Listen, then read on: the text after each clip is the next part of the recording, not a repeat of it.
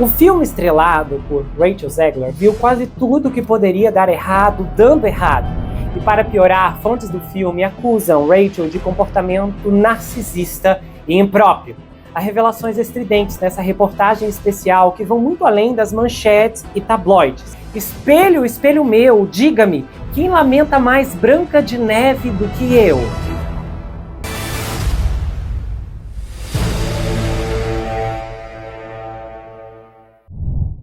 Olá pessoal, bem-vindos a esse canal. Eu sou Gustavo Negreiro, seu psicanalista favorito, e hoje estamos em mais uma atração do Gustavo Report.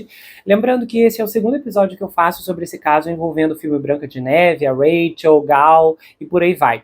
O episódio anterior, ele se concentra especificamente em uma linha do tempo em que eu não omito todas as polêmicas envolvendo a Rachel, todas as falas dela. Não foi só uma fala, como tentam minimizar por aí, foram várias, e eu trouxe uma linha do tempo bem elencada, trazendo todas essas pontuações para que vocês entendam como o vulcão chegou ao ponto em que elevou essa erupção. Hoje, então, nós temos detalhes ainda mais extremos e um desdobramento chocante do que está acontecendo agora na indústria e as acusações para cima da Rachel, que são bem fortes. Lembrando que a minha análise eu vou dar no final, a gente vai começar esse episódio agora. A Disney sabia que refazer Branca de Neve e os Sete Anões como um musical live action seria traiçoeiro, mas o estúdio estava se sentindo arrogante. Era 2019 e a Disney estava ganhando dinheiro nas bilheterias ao reimaginar clássicos animados como Aladdin, A Bela e a Fera e Mowgli, o Menino Lobo, como filmes com atores reais. Os remakes também tornaram personagens fundamentais, como Cinderela,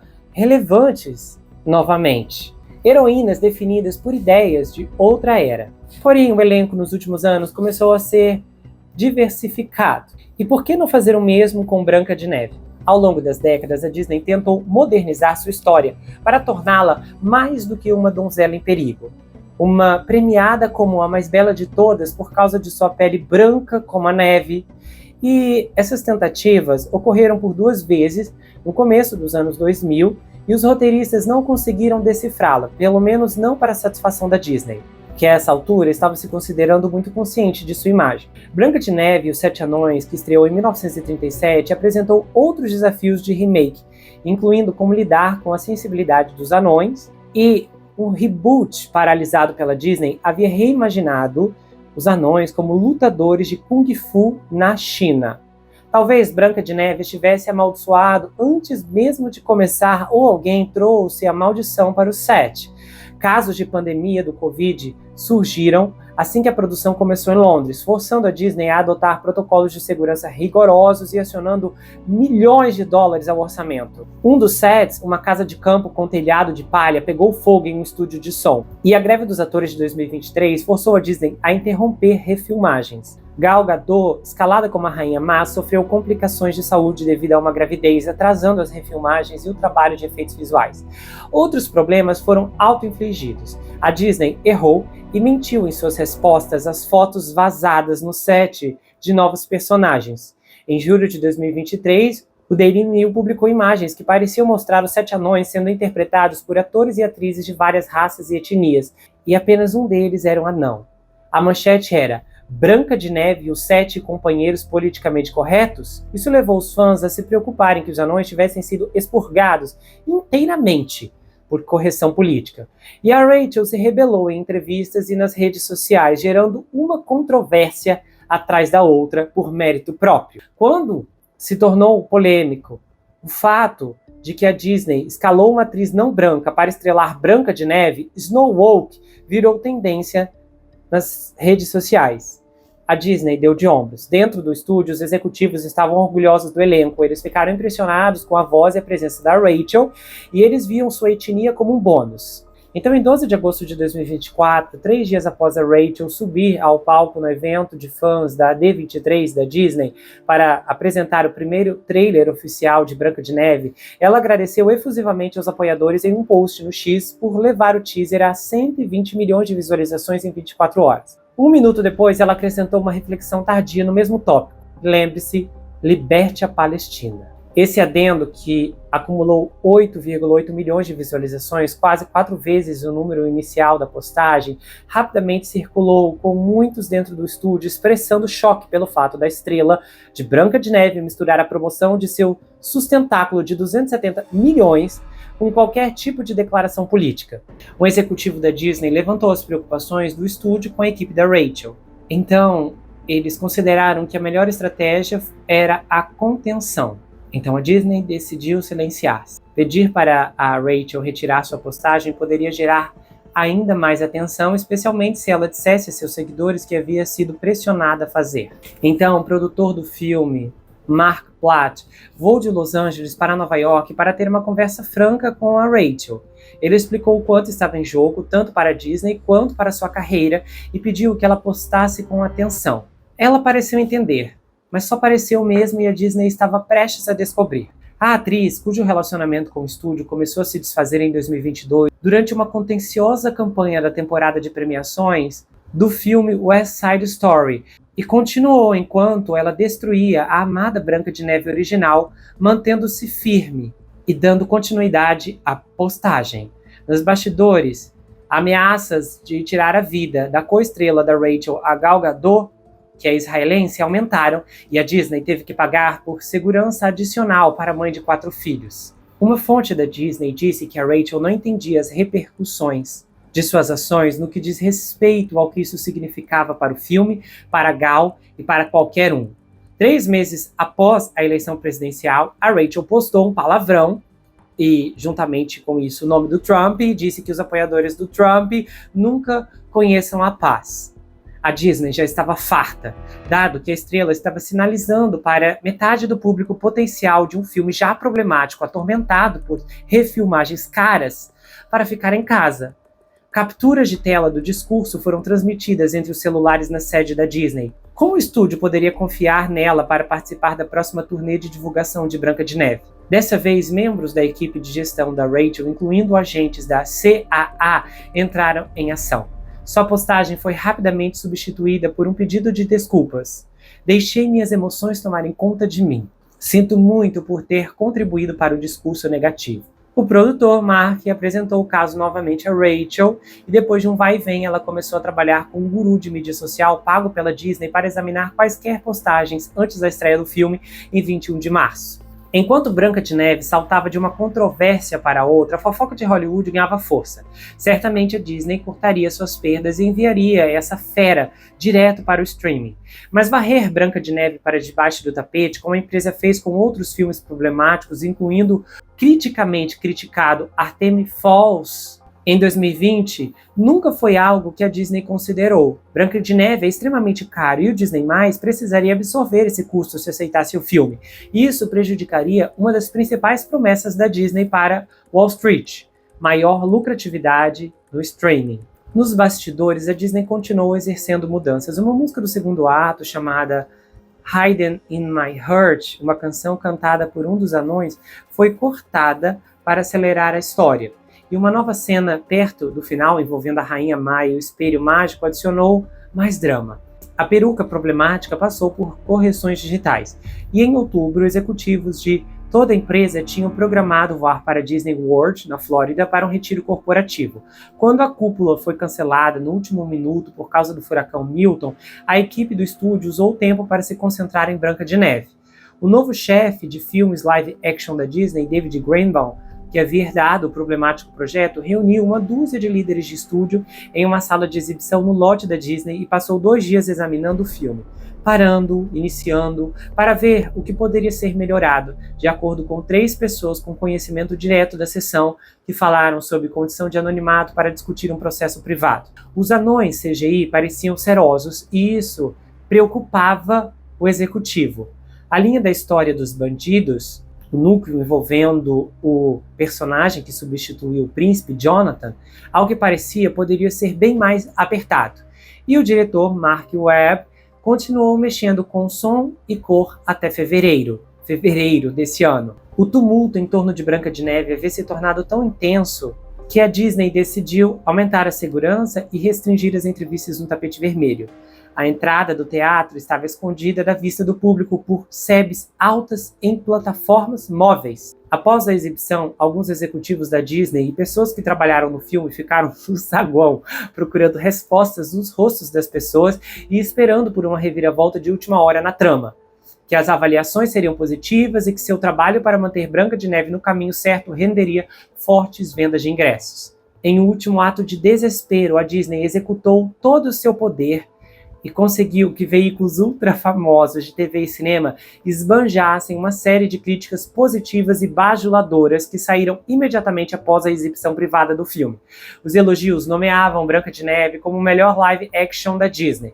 Mas as críticas falsas não conseguiram conter a verdade. Críticos independentes e o público que optou por comparecer aos cinemas ficaram horrorizados e decepcionados. Nos 15 anos em que a empresa produz live action, nenhuma das entradas de grande orçamento chegou exclusivamente aos cinemas com menos de 58 milhões. Mas Branca de Neve estava prestes a quebrar esse recorde. E agora que o fim de semana de estreia deprimente do filme de 87 milhões no mundo todo ficou para trás, os chefões da Disney estão avaliando o que deu errado. Para colocar a arrecadação global de bilheteria de Branca de Neve em perspectiva, foi cerca de 34 milhões a menos que a continuação do fracassado Coringa, da Warner Bros., que ocorreu em outubro, mas com um orçamento muito menor do que Branca de Neve, que, aliás, até poucos dias pensava-se estar na faixa de absurdos 270 milhões de dólares. Mas nos últimos dias o New York Times soltou uma bomba. O valor real do filme, sem incluir o marketing, chegou a 350 milhões. Um executivo de um estúdio rival disse: "Você não pode dizer que um remake live action do filme mais icônico do cofre que custou milhões e foi refilmado várias vezes está abrindo com 50 milhões. Isso não é ok. A matemática não funciona. Esse filme deveria ser um filme de $1 bilhão. Quando o executivo da empresa rival concedeu esse comentário, o filme estava sendo rastreado para uma abertura doméstica de 45 a 55 milhões de dólares. Porém, ele conseguiu piorar até mesmo as projeções mais pessimistas, atingindo apenas 43 milhões. Como o primeiro longa-metragem de animação totalmente narrativo de Hollywood, Branca de Neve e os Sete Anões definiu uma nova forma de arte. O filme original custou cerca de 1,5 milhão para ser feito, cerca de 34 milhões de dólares hoje, e arrecadou 184 milhões de dólares, aproximadamente 4 bilhões hoje, nos Estados Unidos e Canadá. Walt Disney comprou o terreno para a sede da Disney como parte do lucro, e até hoje os líderes da Disney trabalham em um prédio adornado com estátuas monumentais dos Sete Anões. Os escritórios da Disney Animation ficam nas proximidades ao longo do Dopey Drive. Qualquer esforço para refazer o filme teria um peso extra, e sabendo disso, os executivos de filmes da Disney formaram uma equipe criativa a mais. Na cadeira do produtor estaria o Sr. Mark Waid, agora 4 vezes indicado ao Oscar, inclusive por seu trabalho em Wicked e La La Land. Mark Webb, que tinha experiência com 2 filmes do Homem-Aranha, e Benji Pasek e Justin Paul, os parceiros compositores vencedores do EGOT, contribuiriam com novas músicas. A Rachel estava recebendo elogios por interpretar Maria em West Side Story, de Steven Spielberg. E até onde se sabe, o próprio Steven ligou para o Mark Webb e mexeu as cordinhas para que a Rachel tivesse mais chance de conseguir o papel. E àquela altura, Gal Gadot era literalmente a Mulher Maravilha. A produção seria colossal, espalhando-se por 10 estúdios de som no subúrbio de Londres. 8 empresas de efeitos visuais em 3 países criariam digitalmente os anões, o espelho mágico e uma multidão de animais fofos, como corujas, coelhos, pássaros, tartarugas, esquilos. E para os cervos, marionetistas seriam empregados. Mais importante, a roteirista Erin Creston Wilson havia intervido para modernizar a história. Branca de Neve, agora nomeada em uma homenagem a uma tempestade de inverno, não era mais uma princesa ingênua, definida por sua aparência. Ela era uma líder em treinamento. Alguém que a Rainha Má desprezava não apenas por causa de sua beleza, mas também porque ela valorizava a justiça como uma qualidade de liderança. O príncipe foi abandonado. Aquele interesse amoroso se tornou um desordeiro bandido ao estilo Robin Hood. E os anões, especialmente Dunga, ganharam arcos de personagem próprios, menos comédia física desajeitada.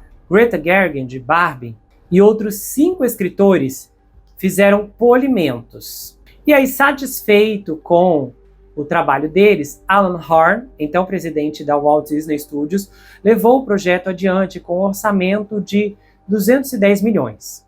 Era outono de 2021. E ele se aposentou da Disney logo depois, confiando a execução à sua antiga equipe. Como a data de lançamento inicial de março de 2024 foi adiada, a Disney ficou desapontada com o primeiro corte e ordenou refilmagens. Em 9 de agosto de 2024, a campanha de marketing da Disney para Branca de Neve ganhou força com o lançamento de um teaser trailer. Só que ele não foi bem. Algumas pessoas criticaram os anões, outros zombaram da peruca da Rachel, comparando seu visual de cabelo de capacete com um personagem do Shrek. Até recentemente, cerca de 102 mil pessoas clicaram em curtir no trailer no YouTube, enquanto 1,5 milhão selecionou a opção de não curtir. Os impasses entre a Disney e a Rachel ressaltam o desafio que os estúdios de Hollywood enfrentam ao tentar controlar estrelas que geram polêmica nas redes sociais. Da sua parte, a Gal manteve seus comentários sobre geopolítica limitados a oferecer apoio aos reféns civis feitos durante o ataque do Hamas em 7 de outubro e não misturou essa mensagem com a promoção do filme. E a Rachel já havia se metido em problemas com o estúdio do próprio Steven Spielberg, sim, depois que ela havia estrelado o filme dele, quando reclamou nas redes sociais que não foi convidada para o Oscar de 2022 como a estrela do indicado ao melhor filme West Side Story, que estava sendo distribuído pela Disney. Olha a coincidência. Fontes dizem que ela tinha acabado de começar a produção de Branca de Neve em Londres e o Sean Bailey, então presidente do Walt Disney Studios, se recusou a deixá-la ir para a transmissão. Depois que a Rachel divulgou suas queixas publicamente, a academia lhe forneceu um ingresso, embora ela não tenha sido indicada como melhor atriz. Meses depois, na D23, quando ela criticou o filme original de 37, observando que o príncipe literalmente perseguia a heroína, um agente do alto escalão contou que foi o momento em que a Disney permitiu que a Rachel tentasse controlar a narrativa. Mas um executivo de um estúdio rival disse: olha, a primeira vez que ela fala demais, você tem que cortar o mal pela raiz. Em vez disso, o estúdio não disse nada e os fãs começaram a se revoltar. E com o passar do tempo, a Disney se tornou cada vez mais relutante em opinar sobre o discurso de qualquer pessoa, considerando que o estúdio foi processado em 2024 pela atriz Gina Carano, que foi demitida de Mandalorian por expressar suas opiniões sobre questões políticas. O analista de bilheteria Jeff Book disse o seguinte: eles dizem que toda a imprensa é boa imprensa, mas no caso de Branca de Neve, eles estavam descaradamente errados. Muita controvérsia negativa cercou esse filme por anos e não ajudou que as críticas fossem abaixo da média, provavelmente tornando essa uma última aventura live action para demais, para muitos potenciais compradores de ingressos. Enquanto isso, os filmes live action da Disney, que antes eram atrações confiáveis de bilheteria, têm parecido mais instáveis nos últimos anos, com filmes como Dumbo e Malévola, Dona do Mal, fracassando, e Peter Pan e Wendy sendo enviados para o Disney+. Ainda assim, não houve ressentimento entre as duas protagonistas de Branca de Neve, apesar dos relatos da imprensa contrariando. E apesar de muita fofoca, várias fontes do filme confirmaram que durante a produção, Rachel e Gal Gadot não se desentenderam, não teve briga, não teve desentendimento, não teve desconforto. Porém, as coisas ficaram estranhas durante a preparação para o lançamento. E um exemplo é que a Rachel se referiu a Gal como uma rainha profissional de concursos de beleza em uma resposta no Instagram, que foi considerado uma maneira desdenhosa de descrever uma colega atriz. Alguns observadores dizem que a Disney alimentou a percepção de uma rixa ao agendar as atrizes para eventos separados durante a campanha, e na estreia de 15 de março, quando a Disney evitou as tradicionais entrevistas no tapete vermelho e optou apenas por fotos, as duas estrelas foram mantidas separadas. Dentro do teatro em que o filme foi exibido, a Rachel sentou-se 2 fileiras à frente da Gal e sua família, e àquela altura a Disney já havia perdido a esperança de que o filme pudesse superar a reação negativa que vinha se formando como um caldeirão de conto de fadas há anos. Branca de Neve está prestes a se tornar um dos maiores fracassos da história do cinema, mas as consequências das ações da Rachel ainda não terminaram.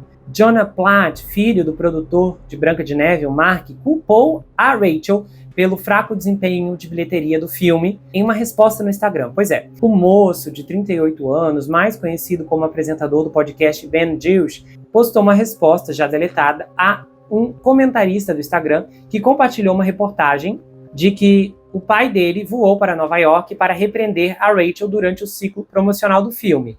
E aí, ele respondeu assim: sim, meu pai, o produtor de uma enorme parte da propriedade intelectual da Disney, com centenas de milhões de dólares em jogo, teve que deixar sua família para voar pelo país para repreender sua funcionária de 20 anos por arrastar sua política pessoal para o meio da promoção do filme, pelo qual ela assinou um contrato multimilionário para ser paga e fazer publicidade. Isso é chamado de responsabilidade e prestação de contas, e suas ações claramente prejudicaram a bilheteria do filme. Liberdade de expressão não significa que você tem permissão para dizer o que quiser em seu emprego privado sem repercussões. Dezenas de milhares de pessoas trabalharam naquele filme e ela sequestrou a conversa para seus próprios desejos imaturos, arriscando todos os colegas, equipe e trabalhadores de colarinho azul que dependem daquele filme para fazer sucesso.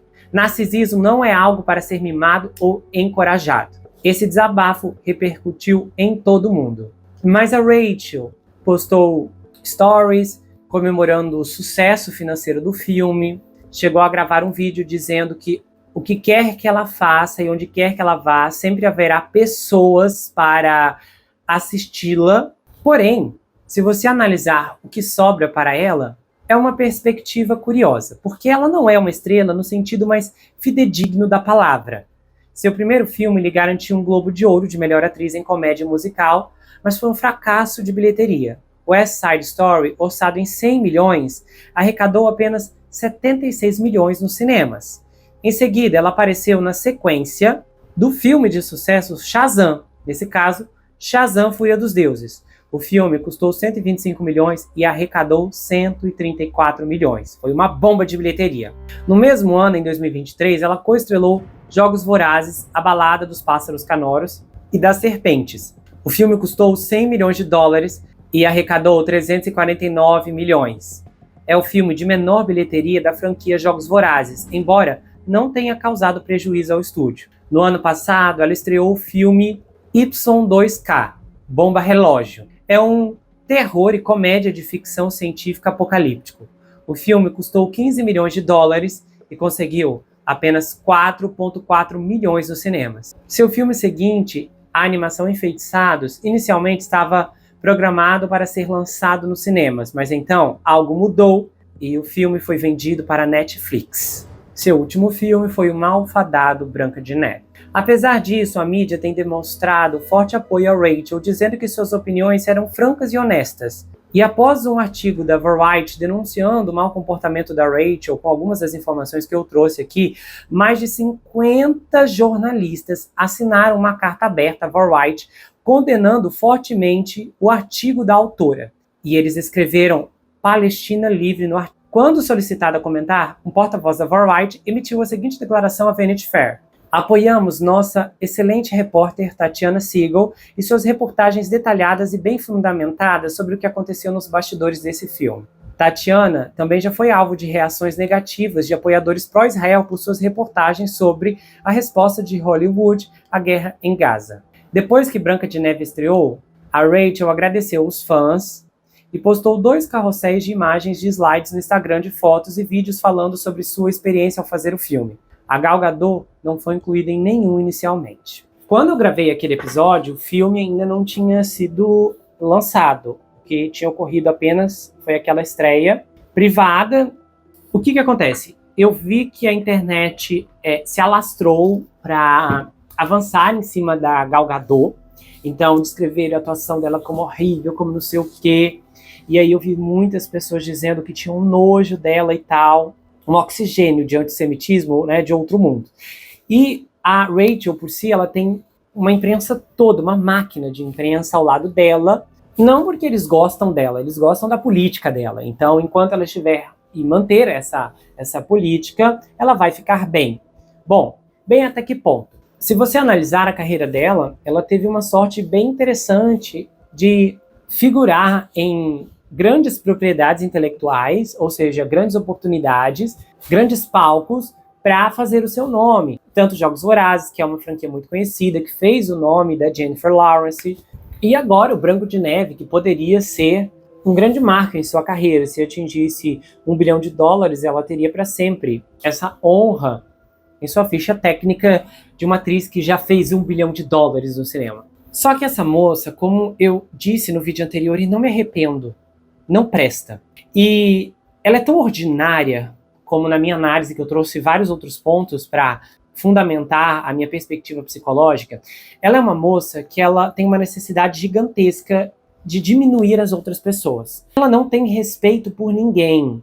Gente, agora, na última semana, essa semana em que eu gravo esse episódio, eu já vi ela em entrevistas falando mal dos produtores do primeiro filme dela, aquele filme do Steven Spielberg. Ela já criticou, ela já falou do Shazam, ela já falou do West Side Story, ela já falou que chega do Branca de Neve. Eu só não sei se ela falou mal dos Jogos Vorazes. É um esquema de vitimismo, só pode, sabe? Existem 18 esquemas e agora eu acho que eu vou propor um 19º, um esquema de vitimismo que a gente tem nessa sociedade, onde as pessoas querem se fazer de vítimas o tempo inteiro. E ela é cínica. O cinismo dela é extraordinário. E o mais provável é que o antissemitismo dela é realmente perturbador, porque o comentário que ela fez da Gal não faz sentido. Então, de alguma forma, ela quis mesmo, né, ofender de um jeito que pudesse passar despercebido. Então, de alguma forma, ela quis diminuir a beleza da Gal, a posição da Gal.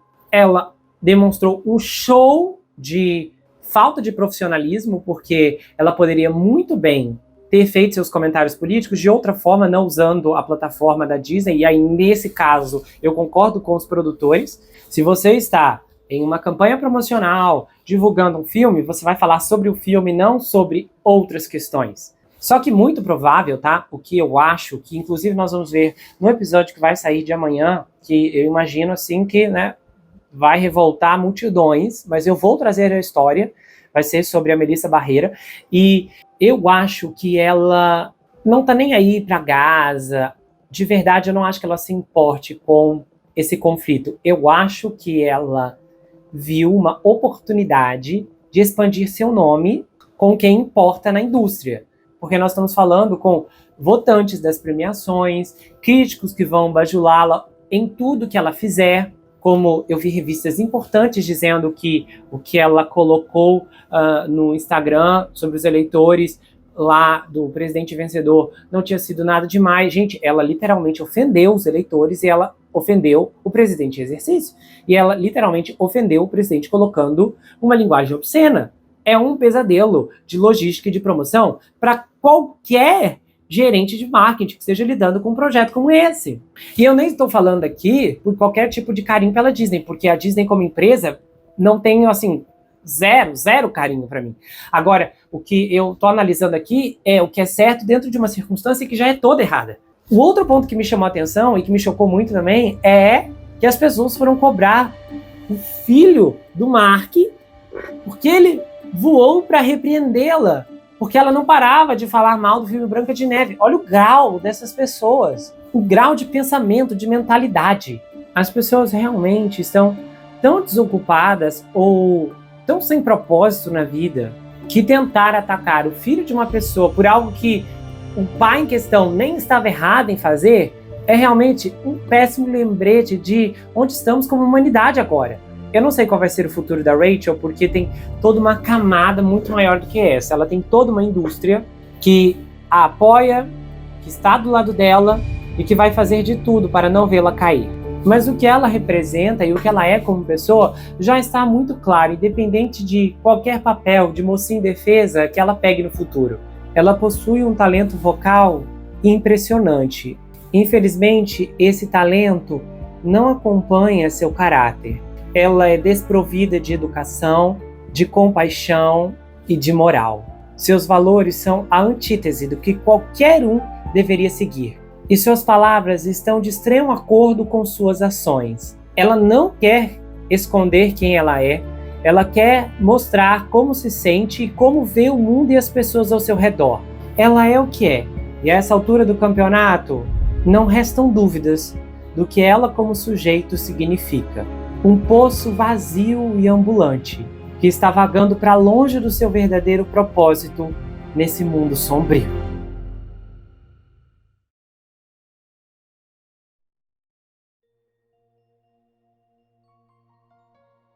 Se você gostou desse episódio, se inscreva no canal, ative o sininho que é muito importante, confira se ele está selecionado para você receber todas as notificações, do contrário, o YouTube não vai levar até você todos os episódios que eu produzo aqui. Compartilhe esse vídeo, comenta, dá o seu like e se você quiser, você pode me seguir, Gustavo N Psicanalista, lá no Instagram. Eu também tenho um canal de cortes, onde as análises são recortadas e postadas por lá, além que eu também tenho um grupo no Telegram, onde eu faço postagens recorrentes, converso com os inscritos, faço enquetes, tenho uma interação muito exclusiva e colaborativa por lá. E se você quiser saber mais sobre mim, adquira meu livro Perfeito Estranho. Esse é um suspense multifocal com uma abordagem inédita. O livro é escrito em formato roteiro, diferente de qualquer coisa que você já viu, e ele conta uma história extraordinária sobre o rapaz Jack Wilbur, que mora em uma mansão sozinho em Nova York. E ele começa a desconfiar que um terrível serial killer está escondido em sua própria casa. À medida que sua investigação avança, ele começa a analisar todos os aspectos geracionais de sua vida. As heranças financeiras, as heranças psicológicas, as heranças genéticas. E então, ele descobre que está preso em uma terrível maldição hereditária. Há uma reviravolta inacreditável no capítulo 10 que vai te deixar de queixo caído. O desconhecido está na sua casa, na sua vida, mas fora do seu reconhecimento. O livro vai autografado, se você quiser, é enviado para qualquer lugar do Brasil e quase qualquer lugar do mundo. Você pode adquirir pelo meu site, entrar em contato comigo pelo Instagram ou pelo Telegram. A gente se vê no próximo caso e não se esqueça que aqui você sempre vai ter uma amiga. Até mais, pessoal!